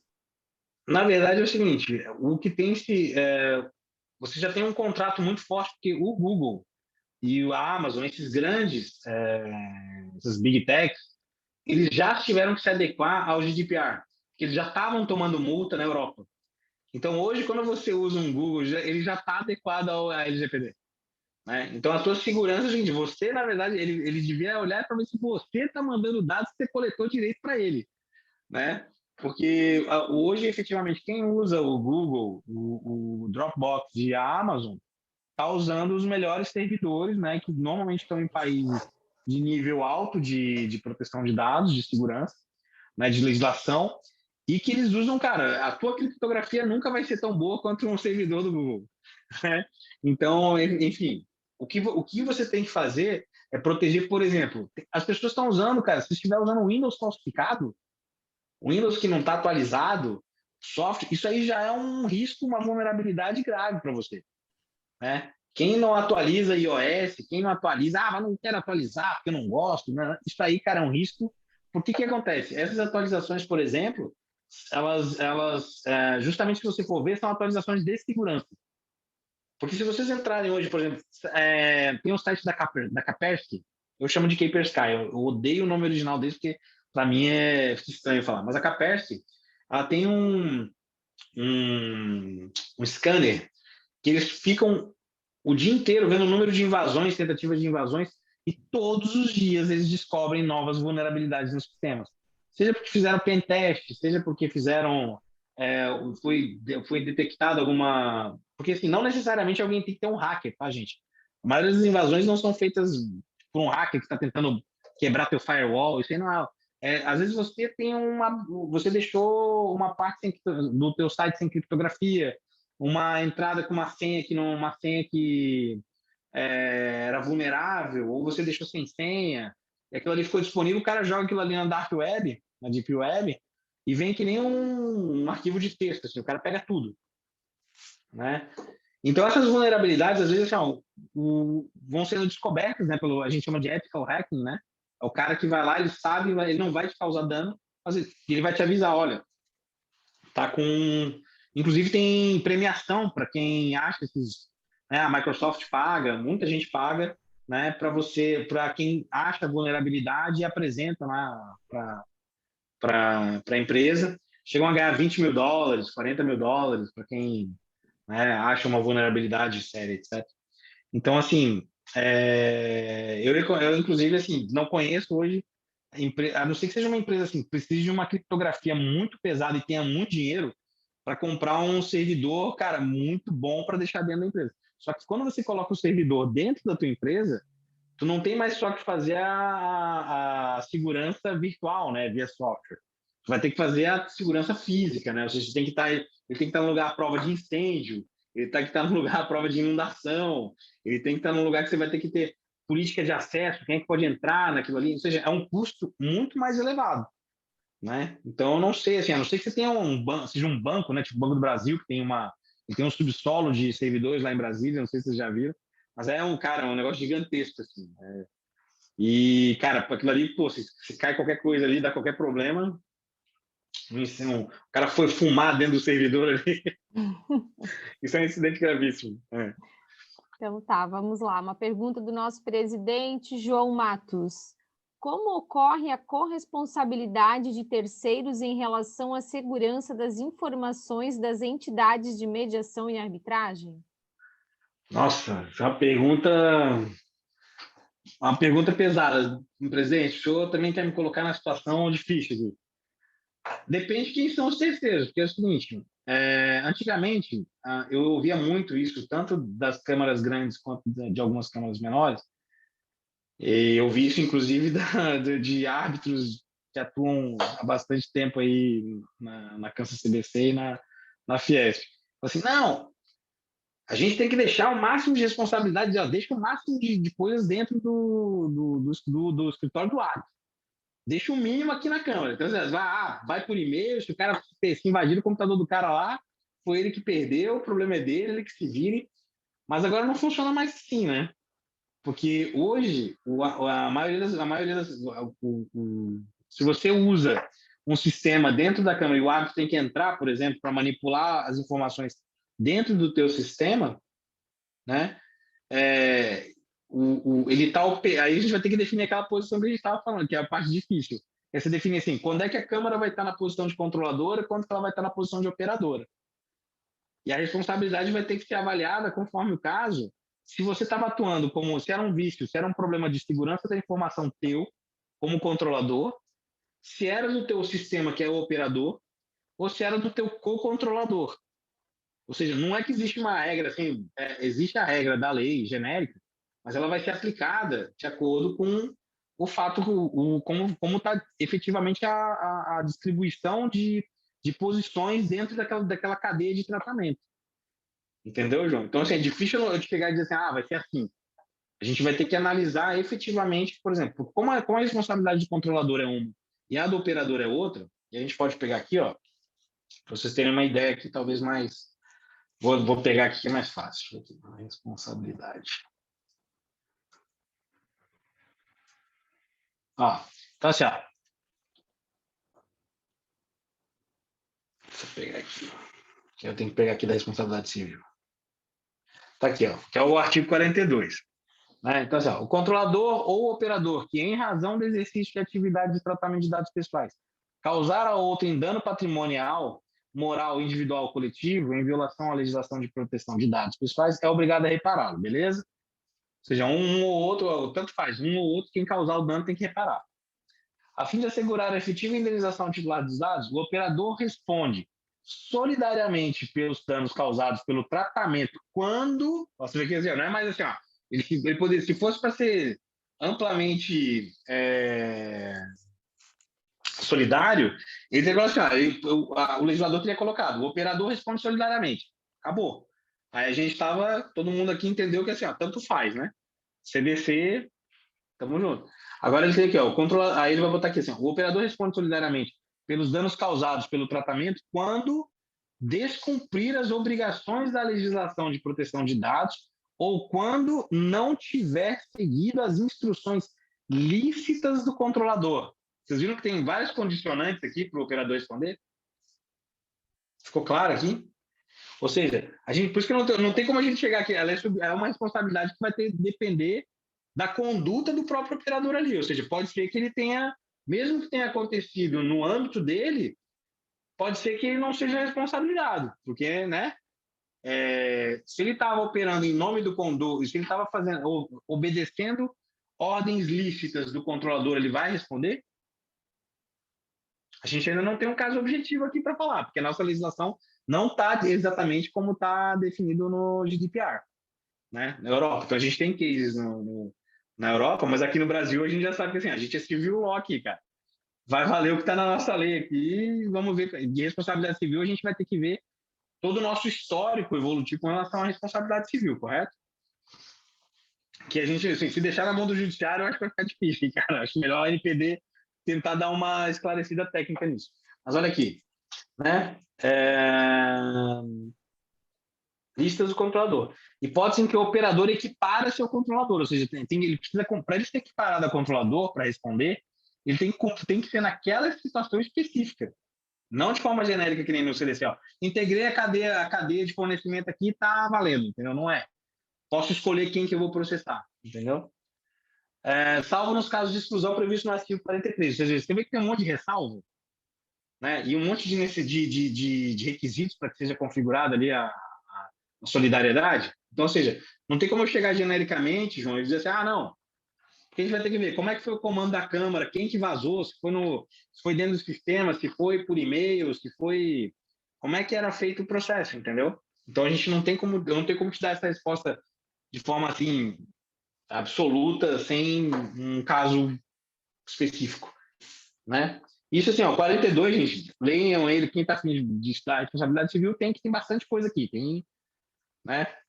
Fala do juiz no processo civil, as ações de reparação de danos coletivos, né? Ou seja, tem vários itens ali que vale a pena estudar. Vamos lá, que já são 9h22. Então, peraí, Rodrigo, estou recebendo aqui uma solicitação do nosso presidente, João Matos, para fazermos o sorteio do livro. O que me foi passado aqui, aí depois a gente pode continuar ainda os nossos questionamentos, né? Se tu tiveres também disponibilidade para isso. O que me foi passado é que temos 95 inscritos e que é para cada pessoa falar um número de 1 a 95. Aí eu só não entendi certo como que vai ser feito esse sorteio. É isso mesmo, presidente João Matos? Não, pedi para uma pessoa falar um número de 1 a 95. Pede para o Rodrigo. Para o Rodrigo falar qual... Tá. Tá bom, Rodrigo. Isso, escolhe aí um número, de 1 a 95. De 1 a aí 95, você vai sortear quem é o... Vou pegar 80, que é o ano que eu nasci. Então tá, vamos ver quem é o número 80, que vai ser sorteado com a obra do Wilson Zappa. Inclusive, a próxima pergunta aqui é do Wilson Zappa. Acho que é de Peterson Jacques ali, que é 80? Não sei. Pode continuar, Gabriela. A Beatriz. A Beatriz aí vai informar depois, tá. Isso. Então, vamos lá para a próxima pergunta do Wilson Zappa, que é o autor do livro. Rodrigo, quais são os cuidados básicos para os peritos no âmbito da arbitragem? Dos peritos? Pô, uma boa pergunta. Quais cuidados com o quê? Os cuidados básicos, provavelmente, em relação a sigilo. Os peritos aí depende de como que eles vão ser chamados aos autos, né?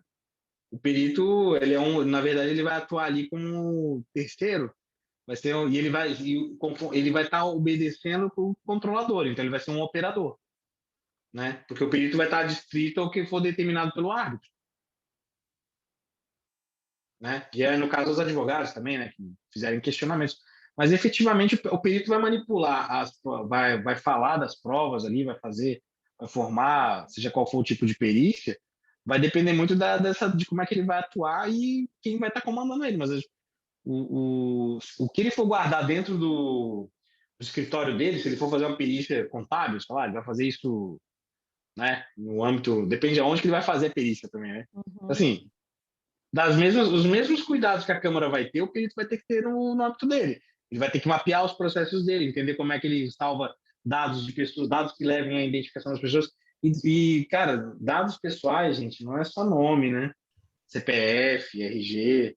Dados pessoais são informações que possam te identificar. Então, pensem sempre nisso. Vocês vão ter que se debruçar sobre o que é considerado dado pessoal e o que é dado pessoal sensível, até para vocês poderem definir essas coisas. Então, assim, dar dicas de medidas genéricas, é isso que eu estava explicando para vocês antes. Sem vocês mapearem a forma que vocês atuam, vocês não vão conseguir aplicar os conceitos da lei. Vocês vão ter que primeiro olhar para as entranhas de vocês, entenderem o que vocês efetivamente fazem com os dados pessoais, fazerem um raio-x do que vocês estão efetivamente, os procedimentos que vocês adotam, senão vocês vão tomar medidas achando que estão fazendo algum tipo de adequação e, na verdade, não estão. Inclusive, que é pior, porque vocês vão estar achando que vão entregar um ROPA, por exemplo, mal feito para um registro de operação de dados, mal feito para as autoridades de fiscalização, ou mesmo não vão conseguir na hora de operar isso, né? Ou seja, o cara não sabe direito, aí tu informar uma base legal errada pode ser mais grave do que tu vazar o dado. Porque isso vai te afetar diretamente na tua conduta de boa-fé e violação dos princípios da lei. Que é ele que vai irritar mais ainda no caso, por exemplo, Senacom, Procon, né, Ministério Público, né? Quem lá? Tá, vamos lá. Eduardo Gomes novamente. Claro que tem um monte de gente aqui elogiando a tua palestra, né? Mas acho que não vai dar tempo de a gente ler todos os elogios. Acredito que tu vais lendo aí. Acho que a gente já são 9h26. Isso, vamos dar uma aceleradinha. Eduardo Gomes. A responsabilidade do controlador é independente de culpa diante de furto de dados por ataques digitais? Como é que é? De furto de dados por ataques digitais? Cara, não, vai ter que ser assim, a responsabilidade, se causou dano, Cara, uma boa pergunta, Eduardo. Porque, assim, na verdade, deixa eu ver aqui. Já estão pedindo aqui se você está ministrando cursos também, Rodrigo. Já aproveita. A gente tem, eu dei um curso na ESA e estou gravando agora uma aula específica para o LGPD Learning, né? Com a Érica Costa. Tá. Deixa eu só. A gente vai falar justamente do canal de resposta, que é a parte de como a gente pode aplicar os institutos de conciliação, de mediação, o design de resolução de conflitos para. Os DSDs. Exato, para a gente poder, justamente naquele ponto que eu falei da oportunidade, que é a gente fazer a conciliação para os controladores. Agora me dá só um minutinho, como nós queremos ser super bem pontuais, nós estamos em quase 9h30, tá, pessoal? Eu vou, assim, já deixar aqui o agradecimento ao nosso presidente, agradecimento a todos que ficaram conosco até esse horário, tá? Quem depois quiser continuar aqui conosco, acho que o Rodrigo vai continuar respondendo alguma coisa de perguntas, né, Rodrigo? Uhum. E também eu gostaria de já convidá-los para o próximo evento da FECEMA, que será no dia 27 de maio. Nós teremos a Dulce Nascimento palestrando sobre o diálogo transdisciplinar nos métodos consensuais de soluções de conflitos. Então, dia 27 de maio, teremos mais uma noite de trocas de conhecimentos, assim tão maravilhosa como está essa noite de hoje, né? Então, para quem quiser se retirar da sala, nós já estamos em 9h30, e quem quiser permanecer também continue aqui conosco, que o Rodrigo vai continuar. Eduardo, aqui então, lembrando aqui da pergunta do Eduardo sobre responsabilidade objetiva. Cara, Rodrigo, só um pouquinho. Pode anunciar o vencedor? Está ali no teu WhatsApp, Gabriel? Sim. Só um pouquinho, deixa eu verificar aqui. A inscrição número 80 é de Igor Aquino Almeida. Ele se encontra aqui no grupo? Por favor, abra o microfone. Igor Aquino Almeida. Está aqui conosco? Se ele não tiver, não tem problema. Se ele não tiver, é ele mesmo que vai receber depois? Isso, sim. Okay. Então tá bom, pessoal. Esse foi o nosso vencedor de hoje, tá bom? Qual o título do livro mesmo? O título do livro, só um pouquinho, deixa eu verificar aqui, é sobre as provas periciais. Em arbitragem. Verificar, em arbitragem, né? É Wilson Zappa, Produção de Provas na Arbitragem. Esse é o tema, esse é o livro, Produção de Provas na Arbitragem, Wilson Zappa. Muito obrigado, vou procurar por aqui. Tá bom, obrigada também. Uma aula não, né? Um esclarecimento aí muito bom também, a palestra aí. Muito obrigado, boa noite aí, pessoal. Boa noite, Obrigado. Jaques. Eduardo, Então, tá. com relação à responsabilidade de ser objetiva, cara, pelo que, sinceramente, eu ainda tenho minhas dúvidas como é que a gente vai encarar isso.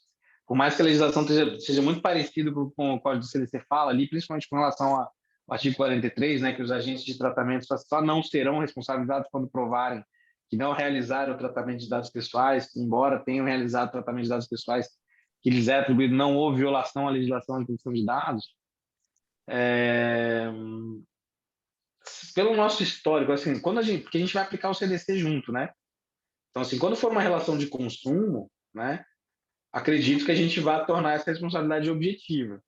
Dependendo, e eu vou ser bem franco, cara, esse é um ponto que eu ainda não vejo com muita clareza, porque, assim, para mim, a partir do momento que a violação, você tomou todas as providências possíveis, né? Você aplicar a teoria do risco, né, sendo que você tomou todas as medidas que são necessárias que a lei te determina, por exemplo, para a segurança. Você tem a certificação da ISO 27001, né? E é possível. Aí você vai aplicar assim, risco do negócio, né?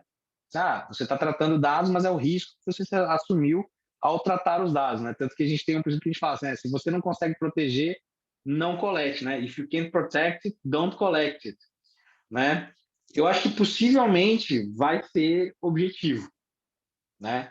Essa responsabilidade no caso de dano, porque nem toda violação, porque assim, uma das coisas que a gente vai ter que ver é o seguinte, nem toda violação de dados vai gerar danos ao titular. O titular também vai ter que constituir o direito dele de mostrar assim, sofri danos com isso, né? Senão a gente vai criar uma indústria, né? E aí provavelmente o judiciário vai ter que modular esse tipo de entendimento. A gente já teve esse problema com o Código de Defesa do Consumidor, e a gente vê que hoje é bem mais restrito, né? A gente tem aquela, lembra da época da ação da Serasa, né? Ou seja, o cara saía. Inclusive falando da Serasa, Eduardo, e aí também entrando nessa esfera da responsabilidade, vocês sabem que a Serasa foi condenada agora a pagar R$5.000 a título de danos morais. Sabe por quê? Existe uma base legal no artigo 7º que é a base legal que você pode alegar que você coleta dados para fins de tratamento de crédito, né? Para proteção ao crédito. A Serasa, ela foi condenada porque ela estava com o telefone do titular na base de dados. E ela alegou que ela estava com esse telefone na base de dados, que era para justamente garantir a proteção do crédito das empresas, né? Do crédito em geral. E aí, o que a juíza falou? Ela falou assim, apesar da base legal aduzida pela Serasa, ser finalidade de crédito, este dado não condiz com a finalidade apresentada. Ou seja, você apresentou, o Serasa foi transparente? Foi. Ele disse que tinha uma finalidade? Disse. Estava cumprindo até aí, está tudo certo. O problema é que ele, quando alegou que a finalidade era para proteção de crédito, ele não aplicou o tratamento, ele não coletou de forma adequada os dados. E ele não conseguiu mostrar a necessidade, que é um outro princípio, que é o princípio da necessidade daquele dado para o tratamento. Ou seja, você precisa do telefone de alguém para garantir, para olhar o score dele? Não. E aí ela falou, e aí foi aquela coisa. Além disso, você ter aquele dado gera risco aos direitos do consumidor. O que acontece? Com o teu telefone exposto ali junto naquele cadastro, estava sendo a Serasa, sem informar ele, estava gerando um outro tipo de consulta, que é para você conseguir achar o cara, seja para você fazer venda de produtos, etc., né? E ela considerou, então, que aquele dado não condizia com a finalidade, ou seja, tomou uma condenação só porque escolheu, de forma equivocada, a base legal. Ou seja, como eu tinha falado, ou seja, caso real, para vocês já verem que está sendo, né? Então, assim, e outra coisa, nós ainda não temos todas as respostas. A gente está longe de ter as respostas. Essa lei tem 2 anos. Então, assim, tudo que a gente está fazendo agora é que a gente estuda ela. né? A gente estuda a privacidade e a gente busca aquele conhecimento lá de trás, né, do GDPR. Então, por isso que a gente fala tanto, isso, a minha certificação de GPO é com base no GDPR, não com base na LGPD. Mas com base em tudo que a gente aprende com relação ao GDPR, você consegue trazer essa bagagem e tentar imaginar como vai ser interpretado aqui. Até agora tem dado certo. A gente tem conseguido atuar dessa forma. O que eu digo para vocês é uma oportunidade, gente, incrível para as câmaras, né, se aprofundarem nessa área, porque ela vai impactar, como vocês estão vendo, ela impacta o procedimento. Vocês agora vão começar a pensar assim, pô, mas todo mundo já deve ter ouvido aqui falar de privacy by design e privacy by default, né? Que é privacidade desde que você concebe um produto e privacidade como regra, né? Então, quando a Apple vai fazer o iPhone, ela fez privacy by design, né? Então, ela desenha o iPhone, ela pensa o software, ela pensa onde vai ficar o botão, ela pensa a tela, sempre pensando assim, pô, isso aqui está garantindo que ninguém vai acessar indevidamente, porque a Apple foi o primeiro telefone a implementar a verificação em 2 fatores, vocês lembram? Não sei se todo mundo aqui é fã de Apple, mas enfim, eu já fui usuário heavy user da Apple, hoje eu sou Android, né? A Apple, e na época todo mundo achou um saco, né? Falei, cara, que saco, vou ter que fazer isso aqui, bota lá, toda hora tu tinha que ficar botando, confirmando senha.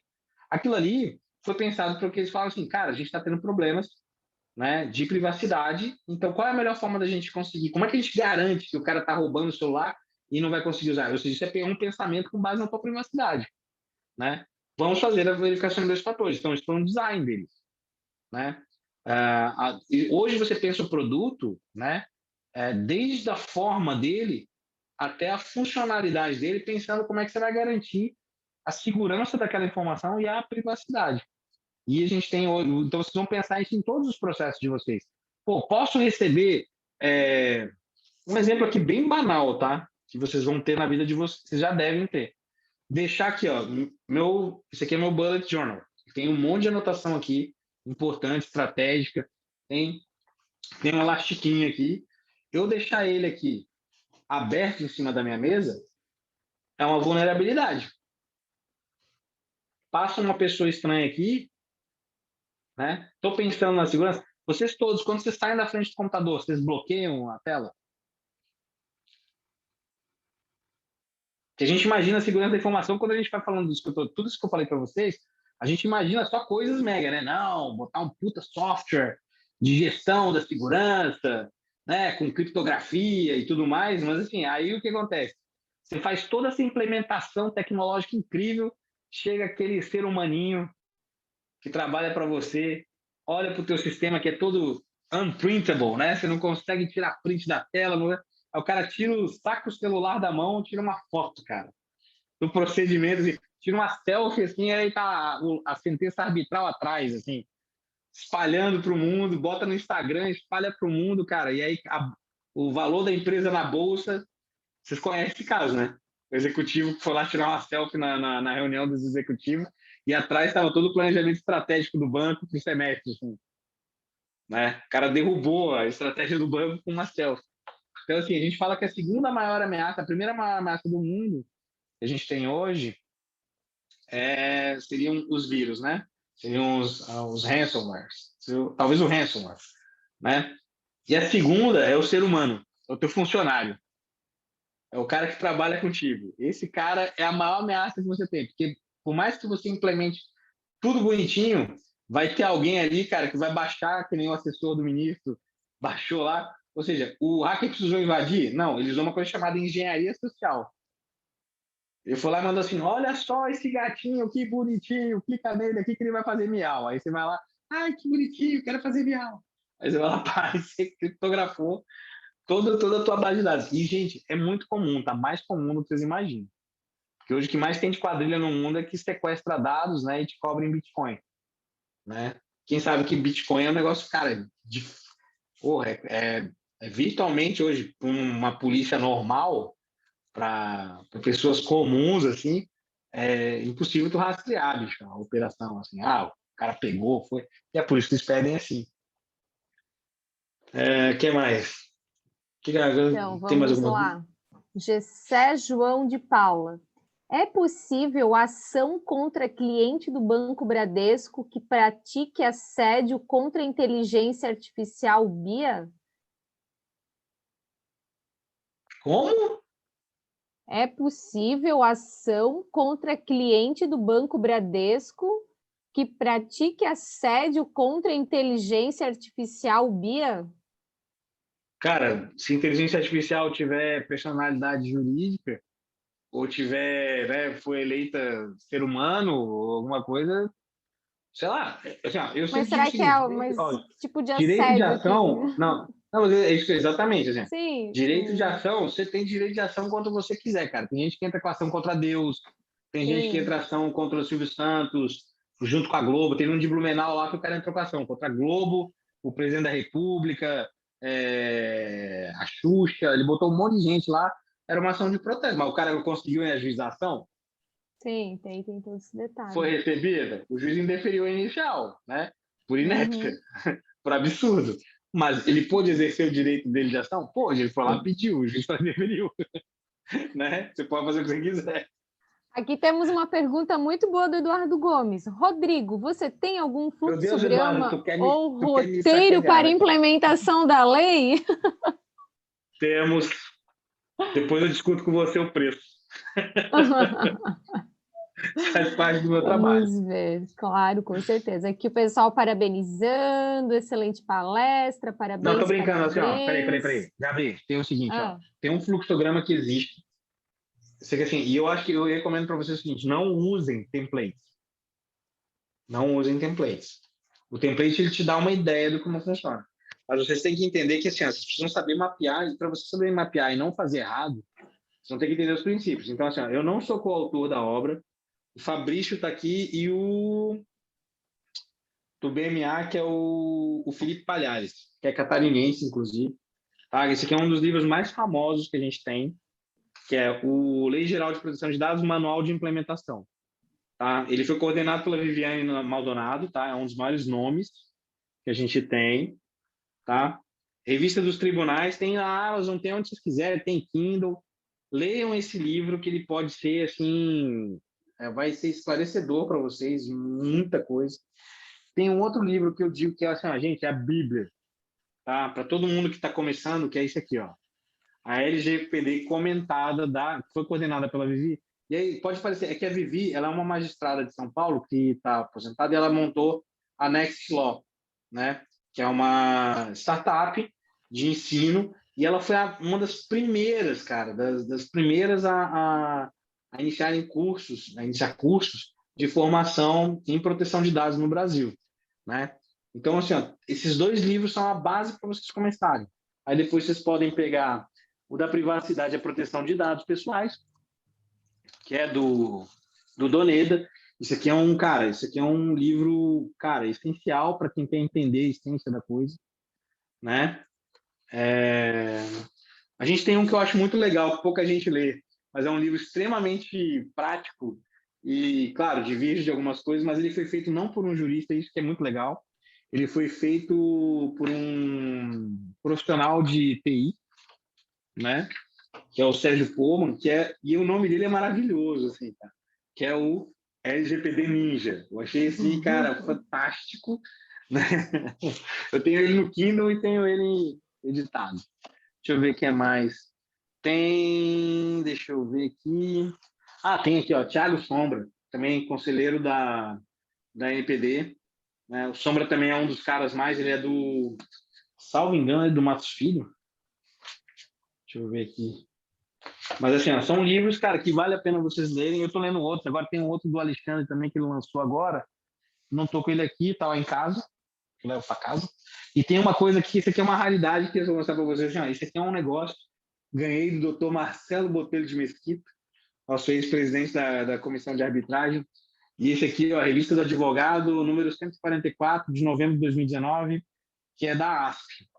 Isso aqui vocês conseguirem, ó, não empresto. Esse aqui eu não empresto, porque esse aqui eu nem sei se eu consigo de novo. Esse aqui. Mas vocês devem conseguir.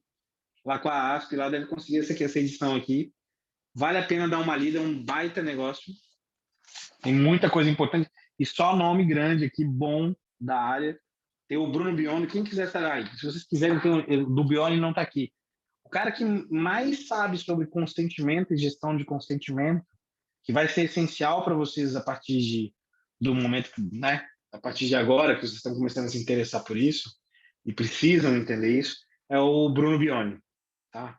Hoje a obra do Bruno Bioni sobre consentimento, ela é essencial para quem quer entender, né, como a gestão do consentimento. Inclusive, foi uma aula que eu dei na ESA, na Escola Superior da Advocacia, foi especificamente sobre gestão de consentimento. Enfim, essas são as minhas dicas do momento.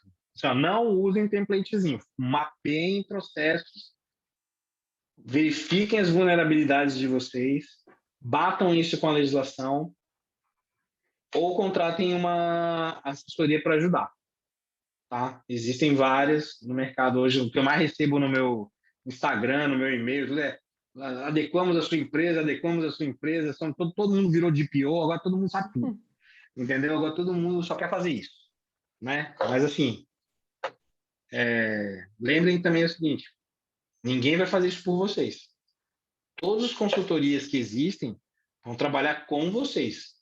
Porque quem vai mudar a cultura, quem vai implementar isso para que isso efetivamente tenha efeito, né? Efetivamente tem efeito é ótimo, né? Mas que vocês tenham eficácia, né, nessa implementação é vocês assumirem isso, interiorizarem isso e passarem a adotar de agora em diante e para sempre. Né? Até que eles revoguem isso e as pessoas parem de se preocupar com privacidade e a gente adote uma consciência coletiva que todo mundo sabe tudo que está acontecendo com todo mundo.